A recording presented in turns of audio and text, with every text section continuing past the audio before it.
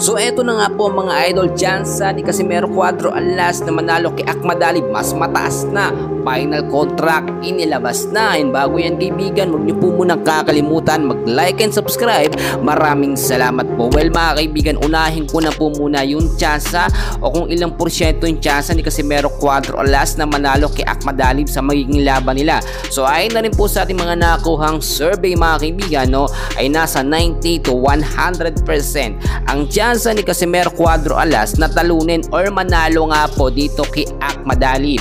So saan natin nakuha yung survey mga kaibigan? Ayon na rin yan sa mga legit na fans nito nga pong si Angas ng Pinas. Pinagbasihan po kasi nila yung huling naging laban ni Casimero kontra nga po dito kay Saul Sanchez na umabot lamang ng isang round, at yung performance in daily practice at sparring ni Casimero, no, sa kanyang pangangatawan, which is doon tayo magbabase na malaki talaga ang tsansa. Plus, etong si Akhmadalib, tinalo lamang ito nga pong si Marlon Tapales na tinalo naman nitong si Naoya Inoue. Sa pagkakataong ito, hindi tayo masyadong kinakamahan at kumpiyansa tayo na kapag nagkaharap na nga po ngayong taon itong si Casimero Angas ng Pinas at etong si Akhmadalib, no, yung tsansa na manalo si Casimero malaki po talaga mga kaibigan. So yung mga pumupusta ngayon pa lamang, lakihan nyo na, no, dahil may tsansa talaga. Joke lang mga kaibigan, no, pero siyempre gusto natin na manalo itong si Casimero.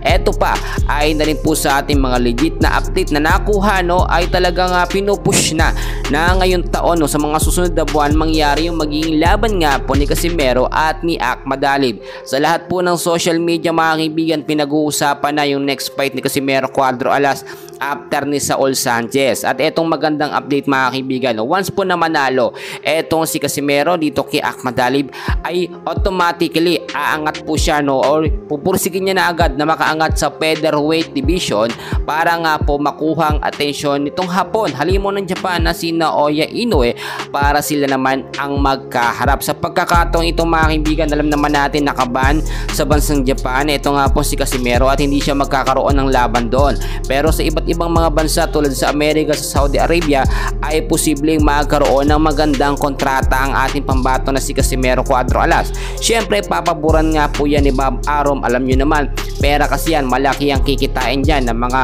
promoter po mga kaibigan, kasama na dyan si Bob Arum. Sa pagkakataong ito, hindi pa ito talaga masasabi natin na big fight ni Casimero ngayong taon. Once na maging mabilis ang magiging laban, magkakaroon pa yan ng mga susunod na laban. At kapag nakangat na sa featherweight, dyan na po talaga, no, dadagsain si Casimero Cuadro Alas at siya mismo hahamunin ng mga sikat na boksingero. So for now, yan muna ang update natin, and please pakiusap, huwag kalimutan mag-like and subscribe. Maraming salamat po.